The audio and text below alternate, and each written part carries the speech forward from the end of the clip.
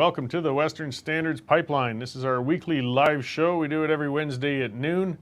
Usually we have Derek here, but he's off in an undisclosed location vacationing, so we can get away with whatever the hell we want today. The power is coursing through my hands. Yes.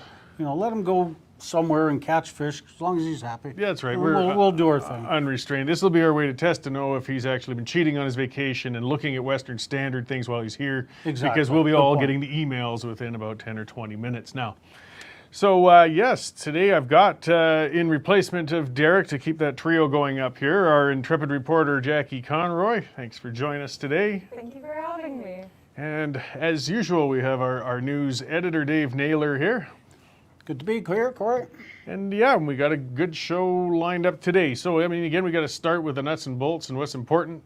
We're getting better gear, we're getting better lighting, we're getting better looking due to it. Eventually, we're going to get a makeup artist and a number of things, I figure, and Dave and I will be looking pretty. It's going to need more than a makeup artist. We're being a little outshone today. Yeah, so thank God we got Jackie on today. But we rely on you listeners and viewers and subscribers. You know, this is really critical. We're a new organization. It's been doing fantastic. We got great subscribers, great members, and we're putting out so much excellent content all the time. So make sure, if you haven't already subscribed, go to westernstandardonline.com and membership and take out a membership. You can get a free 15-day trial. This is right up in the same sort of levels of money you'd spend to get a newspaper subscription in the past. And this way you don't have to get rid of all those newspapers that were piling up in your living room like they used to. At least they did with me. It's a great deal. You get some great content and you support us, and then we can keep producing it. As well, you know, the more subscribers, the more people we got, the more sponsors we get, and this all comes together. Right now, Resistance Coffee, they've been a great sponsor for us for some time now. They've got a fantastic product, and these guys are sort of pushing back as a counterpoint against woke companies that'll take part of your purchases and put them towards, you know, ridiculous left-wing causes. You just wanted to buy an item and found out you were indirectly supporting some sort of cause you didn't like or even was trying to put you out of business. Resistance Coffee doesn't do that. They take 10% of any of your purchases, and it goes towards groups that are standing up for your rights, like the Justice Center for Constitutional Freedoms and some others that are doing legal things to stand up for individuals. And they got some real neat names for their coffees. I got it open here, and I ordered it. I mean, it's good coffee, too, so I'm not asking you to drink a bad coffee just to support this group. We're lucky they make good coffee, too. And some of the names: COVID 1984 Light Roast, Liberal Tears Medium Roast, and I like the Empty Promises for their decaf. So they got some good names. They deliver right to your door, and if you order from these guys, on your first order, if you put into the promo code Western Standard, all one word, you'll get 10% off your first purchase too. So it's a great deal all around. You order enough, it's free shipping. Get some good coffee. Go there, resistancecoffee.com. Check them out. Help support them. They keep supporting us, and we keep producing content. And then next, firearmrights.ca. That's the Canadian Coalition for Firearm Rights. And as we know, I mean, since the 90s with Alan Rock and the Liberals, they want to take away your property. They want to take away your right and ability to own and use firearms. These guys are fighting back for you. They're taking the government to court, and they need your help to keep moving along so they can help you. So go to firearmrights.ca, and if you click on Why Join, they'll lay out more detail on why it's important to join them and help them so they can keep supporting your rights to firearms. Now, on to our subject. Outside of firearms, pepper spray has been an issue. I mean, we're not allowed to use firearms to protect ourselves, and pepper spray apparently is pretty controversial in use in protecting ourselves as well. So Dave, maybe if you could lay out what this great peppergate going on is here. Well, Justice Minister Casey Madhu has written to the feds, and he is asking for women in Alberta to be able to carry pepper spray in case of self-defense. There's been an increase, Madhu says, in hate crimes. Several well-publicized incidents in Edmonton where marginalized women in Islamic gear have been assaulted. There's numerous crimes in Calgary and actually across the province that Jackie's already written on women being attacked, women just generally feeling unsafe, especially in the downtown core. So Madhu has said enough's enough, and he wants the feds to not make it illegal anymore to carry this stuff. And obviously it's drawn a firestorm of reaction. The unofficial provincial opposition in Mayor Nenshi has come out against it. saying it's basically an insult to these marginalized women, that they're being told that, hey, you know, because of you, you know, you should be carrying this sort of stuff. But you know, I'll throw it to Jackie. Jackie, you did a two-part feature on how women are feeling now. You know, as a young woman, what do you feel? Would you put it in your purse? Oh, in a heartbeat. I completely agree with Madhu. I think it's ridiculous, frankly, that it is illegal at this moment, because pepper spray isn't a gun, pepper spray isn't a knife. You can't mortally wound someone to the point that, like, after an encounter with pepper spray, they would have lasting effects beyond that short window of being incapacitated. Like, and I feel that part of the issue is that they're placing pepper spray into the exact same category as a gun or a knife. It's not even close. Like I said, you can protect yourself with pepper spray, and you can momentarily disarm someone with pepper spray, but you can't leave lasting damage. The only thing that you can do with pepper spray is protect yourself from a situation that in Alberta, I think that we've seen has been happening a lot lately, especially to women, marginalized groups. And that's the other thing. It's not necessarily just women. It's people of different races. It's people of different sexual orientations. It's a number of vulnerable populations right now that could severely benefit from being able to carry a small, you know, weapon, if you can even call it that, for self-defense. And especially when the police have such an issue getting to places in time, being able to really protect people outside of just a reaction to whatever's happened. A lot of times the police get calls and say, this did happen, someone did this to me, but a lot of times they're not able to get to the situation immediately to help before it does. And allowing people to carry pepper spray would really, really help with that, in my opinion. I think, Cory, that the effect, if you've ever been pepper sprayed, the effects can be devastating. A friend of mine was an opera singer, and she was in Calgary. She's been in Berlin singing, came to Calgary, was pepper sprayed during a robbery. It ruined her career. She was no longer able to sing. A friend of mine went through Calgary Police Service recruit class, and one of the things you have to do as a recruit is to get pepper sprayed in the face. And she had just come from eye surgery and didn't have to do it, but she says the dressing room, you know, just the female officers in the dressing room writhing on the floor, screaming in agony, just trying to get it out of their eyes. And the Alberta Association of Police Chiefs wrote to Madhu and said, hey, hang on a second. You know, this may be causing more problems than you're trying to settle. You know, is it, you know, well, could we have a cloud of pepper spray hanging over downtown Calgary? Well, I don't think it'll be that big. And some of the exaggerated discussion over this has been brutal. But I have experienced pepper spray. I was a surveyor in the field for 20 years. I mean, most of the time we carried firearms, but a lot of guys carried pepper spray if we were in the backcountry and things like that. In the later years, we weren't supposed to carry firearms. Most guys did anyway. I had a Robin who was an imbecile during a lunch break who sprayed it as a test, and he didn't check the wind direction. We both got to enjoy a face full of it. It's horrible. It sucks the breath right out of you. You don't feel like you can breathe, and that wasn't even a direct shot in the face.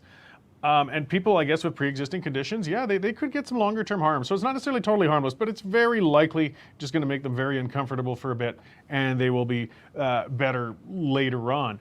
But the thing that gets me is people saying it'll just be a free-for-all. As you said, a cloud of pepper around the city. People are just going to be spraying each other left, right, and center. Look, you can already get it. You can go to a hiking store, Canadian Tire, wherever. You just say, I'm hiking. I want a can of pepper spray, and they'll sell it to you. If criminal-minded people who are going to use it criminally wanted to, they can already get it, and they'll already be doing it. I mean, why haven't we seen mass pepper sprayings on hiking trails from people walking by each other and blasting each other with this stuff?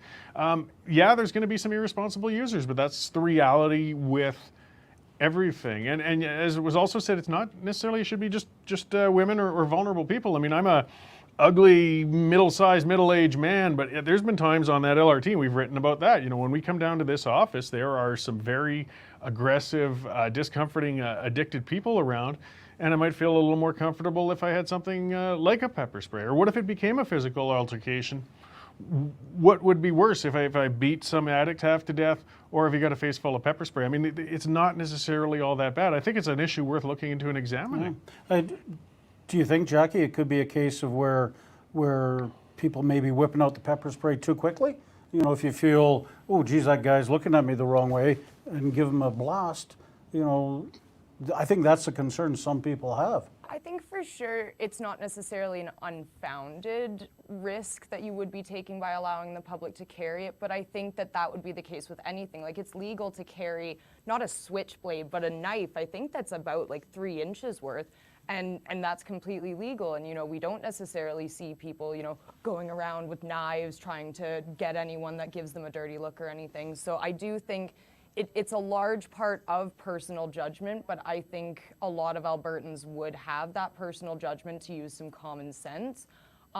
I also think Cory made a very interesting point, because there's a relative distinction, because I attempted to go and actually, when the attacks in Calgary began, get myself a little thing of pepper spray or whatever they would sell me. I was curious what they would sell me, because I was reading online that pepper spray was illegal, but that you could go to Canadian Tire or Cabela's or whatever and get something, and they will sell you, it's coyote spray, so like coyote dog spray sort of thing. And that's what I actually carry on my keychain right now. I live near Fish Creek and go jogging, so nothing bad. But I think it would be an interesting distinction if they actually did legalize the pepper spray as a bit of a step up from that dog spray. And potentially, maybe the police chief is right. Maybe we should see what we can do with the tools at our disposal already, with dog spray, with coyote spray, with things like that that aren't quite as potent as pepper spray, but still a solid shot to the face will get you away from someone. If Trudeau wins again, we could have a Liberal pepper spray registry buyback plan coming up soon. Yeah, well, you know, I wouldn't put anything beyond them. I mean, and the thing that people can't forget is illegally using pepper spray against somebody, using it indiscriminately, would still remain illegal. It still would be an assault with a weapon. I mean, if you're not utilizing it in a case of self-defense, you are putting yourself at criminal risk. Whether it's a baseball bat or a rock from the ground that you picked up if you're in a fight, if you don't have a reason to utilize that with somebody, it's still very illegal and would remain so. It's just that you'd be allowed to actually carry that in the interim. But the political football with this has been interesting, of course. Mayor Nenshi, boy, there's just no issue he won't stuff his beautiful face in front of a camera for these days for some reason. And he's been going after Minister Madhu. And then, of course, that goes up to the federal level because this is federal legislation. What do we got going on here? Are we trying to make issues out of things? What sort of jurisdictional battles we got, Dave? Well, as I said earlier, I think Rachel Notley is in a battle as to who's the official opposition leader in Alberta. Mayor Nenshi obviously has said he's not running again for this in the city election in October. Nobody knows quite what he's going to do, though. You know, Cory's convinced he knows. But he just seems to, everything the province announces that you know, Mayor Nenshi has to jump in, you know, in front and slam it. It's really quite the thing to see. Well, and the other thing, I mean, is you can attest to. The thing that Nenshi and others aren't explaining then, because they all agree, well, there have been attacks against some minorities, there have been assaults on women. What's the alternative? What do you want them to do? Just cower and pray and hope for the best? I mean, what are you expected to do, Jackie, if somebody larger than yourself has decided to do something untowards? It sounds bad, but I've been told by multiple police sources, you cower if you cannot stay in a well-lit, well-populated area. Don't go out at all. If something should happen to you, I think we talked about this the other day, actually. You're not allowed to defend yourself. You're not allowed to defend your home. You're basically asked to sit there and wait for help whenever help will arrive, because you as a citizen are not impaired to do anything in terms of self-defense, because it can always be brought back onto you. So I think that entire culture is kind of stemming a lot from this pepper spray debate, but I believe that might be at the root of the issue. Why aren't we allowing Albertans and Canadians to defend themselves? Why are we asking them to wait to get help from people who may or may not come? You might remember with the Eddie Maurice case and things such as that. I mean, the police very jealously protect what they feel is their sole monopoly on protecting people from criminals. You know, they really do get quite upset when we take means into our own hands to protect ourselves. But when they can't reasonably do so, again, it comes to that question, what are we supposed to do? I mean, I live rurally. Am I supposed to? It's 40-minute response times in my part of the world. How much, you know, I can be beaten very thoroughly by the time the police get there. Yeah, I mean, I don't think we want a society of vigilantism, you know, by any stretch. You know, and I think it's different if you're walking home in a darkened street through the Beltline in Calgary, maybe a good scream is as good as a defense as any. I won't pretend to know the terror of being a young woman who doesn't know what's around the next dark corner. Cory, living in the rural areas, obviously, yeah, you do have to take matters in your own hands to a certain event, but it's got to be in the back of your mind. All right, geez, if I do this, am I going to be charged? Because certainly that's what happened to poor Mr. Maurice. Well, and realistically, a lot of people in rural areas do own firearms. I think in their informal mental preparation, in a worst case scenario, they would utilize them. And it's very rare when we see it actually happen. That's the point I want to drive home to. Even though we have them, and we're not supposed to use them, well, they're there. The cases like Maurice don't happen often. We're not eager to go out and shoot somebody. We don't want to. We want to deter. We want to just live on our lives unimpeded and molested by these people. But the state often just seems so obsessed with taking away our ability to do that, and that's concerning. I mean, they just want to take away our right to defend ourselves. I remember going back to the mid-'80s in Calgary. There was a Calgary drugstore owner by the name of Stephen Kessler, who got so fed up with being robbed, he waited in the drugstore at night, and right on cue, the place was robbed, and he shot the robber and killed him, fleeing in the back. And he had just reached the end of his rope. Mm-hmm. And I always think, and I think it was proven right in the Kessler case, there's not a jury in the world that's going to convict you. No, it's everybody on the jury box can put themselves into that position. We saw that in the case with Colton Boushie as well. I mean, that was tragic. A young man on they were on a criminal rampage. They were running around rural properties. That's what was exposed in the court, and they'd put the Stanley family at risk, and unfortunately it led to him being shot and dying, which is, I don't think, what anybody nor Stanley wanted to happen. But it went to jury, and when reasonable people looked at it and examined it, they said, look, this, and same thing, I think that's part of why the prosecution was pulling away with Maurice. They realized we're wasting a lot of time, and there's no way we're going to win this when we get it out there. And the Kessler case, yeah, I remember that too. He shot him in the back. That was pretty questionable as to his need to do so, and he still got acquitted. So maybe we should just accept that, unless we want these cases to keep going like that and clogging up our courts, just give us the right to defend ourselves. And if we inappropriately use it, well, then we'll talk about that when the time is. Exactly. Safe, legal, and rare. I think it really, really needs to apply to this, because like you said, we don't want people, vigilantes, running around pepper spraying everyone who gives them a dirty look, but I do believe safe, legal, and rare. We need to give people the ability to arm themselves with something small like that, something non-extremely life-threateningly detrimental, just in case. Well, that's it. A baseball bat isn't illegal. Yeah. But if I go to my door and just club somebody because they were looking for directions, I'm going to get charged. I've inappropriately utilized that baseball bat. That remains the same. So getting on to somebody else in hot water, we've got a Calgary firefighter who seems to be on the carpet for having misbehaved at a public event the other day. What happened there, Dave? This was a video we got sent in our newsroom Friday, and it was a video of a Calgary firefighter who was in his truck driving down 17th Avenue Southwest past Tompkins Park. And lo and behold, at the same time, there was a small rally, a dozen or so people in the park with People's Party of Canada leader Maxime Bernier. So the firefighter was a fan of Bernier's, was excited to see his political hero. So he sort of gave a couple of tweets of the fire horn or siren, and then leaned out the window, opened up his uniform, and he had a PPC T-shirt on underneath. So of course the crowd burst into applause, and Bernier said, "Well, we need more people like that who aren't afraid to express their opinion." But as soon as I saw that, I knew he was in trouble. But city employees aren't allowed to do anything political while they're on duty, while they're in city uniforms. So city finally got back to me late on Friday and did confirm that an investigation has been launched.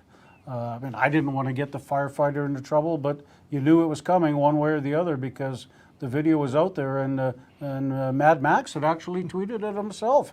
After my story came out, he quickly took it down. Yeah, there is now obviously a huge investigation going on, or I wouldn't say huge, but a bureaucratic investigation going on because a firefighter did something a bit silly. So seems like a bit of an overreach again.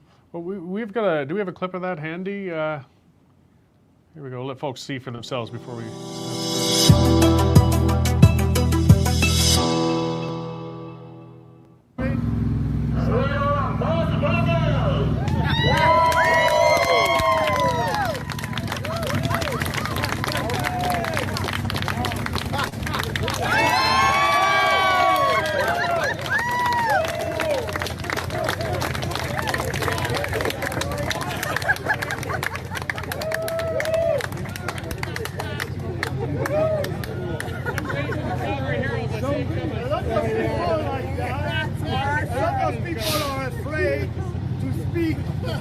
He is not afraid. We must do that. We must not be afraid of the mainstream media.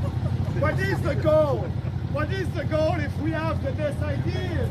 But if So it's all very innocuous. On a lovely summer Sunday afternoon. Well, I don't know. I mean, Summer afternoon. there was a bit of a breach of decorum. I got to admit, when you're in uniform, it's a uniform. You're supposed to try to stay pretty neutral. I mean, they should be able to have whatever life they want outside of the firefighting. But I don't know, Jackie, did you feel that was an appropriate behavior perhaps while... I honestly agree with you because kind of personal views aside, like I couldn't care less if any government city employee is a liberal, conservative, whatever. But if you're being paid on that government dime, I don't necessarily think that you have the right to express those kinds of views specifically on duty in uniform. Like there's a lot of variables to it because like you said, if he was just an average citizen attending this rally and he chose to wear that t-shirt and he also happened to be a firefighter that wasn't working at that point, there would be no issue whatsoever. The only real reason that there is an issue is because he's a city worker, government employed, and he was in uniform on duty. So. Yeah, well, and as you were saying, Dave, though, I mean, we talked a bit about that earlier, like, wrong, but it should, in our view, or my view, it's more, come before the boss, have him say, look, just don't do it again, even a formal write-up there. It's in file, if it happens again, then we're going to have to talk. You said there's an investigation actually happening now? Yeah, city staff have launched an investigation to see what, if any, internal discipline will be taken. And I don't know, hopefully the lieutenant will just call him in and what'll happen is exactly what you said. My fear is the bureaucratic wheels now have got a hold of it. And there'll be interviews, everyone on that fire truck will have to be called in and interviewed and, who knows, they'll try to get a hold of Maxime Bernier himself to see just what the heck's going on. It hopefully doesn't get out of control. It was just a little bit of spontaneous fun. I don't think the fire truck planned to be there. They're probably just coming back from a call where they may have saved somebody's life. So we don't know. I mean, he might have been planning. I mean, these guys are on call. He might have been planning on going and enjoying the rally. That's why he had the T-shirt. But the call rings, you throw on your gear, and out you go. But those are the things you have to explain. I mean, it's just, I think, lesson learned, hopefully. As somebody else, one of the commenters is saying, would you want to see them walking around with NDP stuff on? We don't. We want to see them in their gear and uniform for their job at the well, time. take it out. Imagine it's not a firefighter, but it's a city policeman. And they're at the rally, the freedom rallies that we've been having throughout Calgary on the weekends against masks. And, the protesters go by and the policeman opens up an anti-mask, he's got an anti-mask T-shirt on. I mean, that would be outrageous. Oh, yeah, or a picture of Dr. Vipon, and then he clubs somebody over the head for protesting. I mean, they've got to maintain a degree of impartiality or show it. So yeah, it's all about professionalism and appearances when you're wearing the uniform. But it shouldn't require more than a slap on the wrist, to be honest. Unless he'd had some history or record, and that's their internal business to deal with. Absolutely. Maybe before we close up, though, it kind of segues into something else, and I'll throw you off guard, something we didn't discuss, but a couple of questioners talked about that with since Maxime Bernier came up. Derek Sloan came out and had a little bit of a rally, and it looks like he's kicking off yet another Conservative party on the federal scene. They're called the True North Party. I'm not sure what Candace thinks about that, but I'll let them deal with that aspect of things. What do you figure is going to come of this, Jackie? Derek Sloan has been an interesting character throughout his political career. I know I was not the most upset when I heard that he had been expelled from the Conservative Party. I mean, to me, it kind of just sounds like another Maxime Bernier knockoff, another disgruntled conservative who says, "Screw you all! I'll fix your little red wagon. I'll go and take my ball and start my own party." And so I don't know. I think, to be frank, it sounds immature. And like I said, like from the little that I do know of Derek Sloan's political career, it seems very shrouded in anger more than actual like political intent. So I think in a lot of these situations, you end up just splintering the initial Conservative Party, and that doesn't really do any good for anyone. So He's always very popular when he comes to town. His announcement about the new party had 300-400 people there. But again, Jackie just hits the nail on the head. How many times would you want to split the Conservative vote? They can't beat Trudeau now. So if there's 8 or 9 other right-wing leaning parties to choose from, there's absolutely no way they're going to ever get into government. So, you know what, Conservative Party, fix your issues. If you don't like Erin O'Toole as a leader, get rid of him. Bring in somebody that you can all get behind. Maybe it's time for the social conservatives, as we'll call them, like Derek Sloan, to we're not part of the umbrella, and we'll set up another one. But you can't keep cutting the pie. Well, I think it kind of shows, though, again, that's part of the problem that's been dogging O'Toole was poor leadership. You've got to keep those factions together. In a conservative movement, you have these multiple groups, and there's no getting around it. He's lost the regionalists, or a lot of them, and Jay Hill is capitalizing on that with the Maverick Party. And then when Sloan was kicked out, Sloan's always been an unapologetic, supporter of the social issues. That's his thing. That's his niche. I mean, I think, Harper had caucus members like that too. But what you typically do is keep them on the backbench, keep them in caucus. You send them to the church meetings to speak to that and at least respect the social conservatives. But you don't have to change party policy. But once he punted them out, he's left that opening, and now there's another 2, 3, 5% they're going to get pulled off in the constituencies where they run that he can't afford right now. So No, I mean, the Conservatives need every single vote that they can get to try and avoid a Trudeau landslide. So, you can wish Derek Sloan luck, but at the end of the day, you may want to rethink your options. Yeah, well, and that pretty much wraps up what we're going to hit today. But, we got the summer doldrums coming up. There's still lots of stories and content coming up. The news never ends, does it? No, it doesn't. So keep an eye on us. Our shows are getting a little more spread out, but as you can see, thanks to James' efforts and so on, we're really upping our technical game. Not nearly as much crazy echoing going on this time, better lighting. And we're going to be ready to really hit the ground running when that federal election looks like it's coming this fall. So and next week, hopefully, Hildebrand will be back. Even though I think Jackie's done a sterling job. Pretty good, yeah. But I guess we got to get Derek back at some time or another. Well, yeah. the trio of grumpy old men, isn't that what you always say? Yeah, that's true. Now we got a grumpy young woman with us. Well, good. We can keep influencing you to make you, eventually you will be a sour old woman, but Exactly. there's no hurry. Hang around Cory and I, and curmudgeon will await you. It is curmudgeon contagious. status. Yes. All right, but thank you all for tuning in. I should mention one more time our sponsors, Resistance Coffee. These guys, they're great. ResistanceCoffee.com. They take 10% of your purchase. They'll put it towards groups and organizations that are fighting for you and your individual rights. Plus, you'll get 10% off on that first purchase of coffee. It's delivered right to your house. Free shipping with a large enough purchase. ResistanceCoffee.com, and use the promo code. Don't forget that part because it's a quick 10% off. Western Standard, all one word. And lowercase. Lowercase, yeah. All lowercase. Just smash it all in there. And then we got the Canadian Coalition for Firearm Rights. These guys are working hard. They've been sponsoring us for a while, and they're working hard to stand up for your rights to own and utilize, responsibly enjoy firearms, as we have for a long time. There's people trying to take that away. They're standing up for you. Go to firearmrights.ca and click on Why Join Us, and they'll expand on why supporting them is so important. As well, if you're watching this on YouTube, Facebook, if you haven't, hit like or subscribe on those channels yet, by all means do so. That way we do special shows. We have other stuff coming out as events break. You'll see them as soon as they break, and then when they pop up, when we're doing live things, also our recorded stuff. My show's recorded now, but I still get some great guests on and some great conversation. If you're watching on the podcast, make sure to subscribe at your podcast site. listening to the audio of it and leave a comment helps get it going. So. And big news on the podcast front coming after the long weekend with the Patron show. Oh yes, Mark Petroni.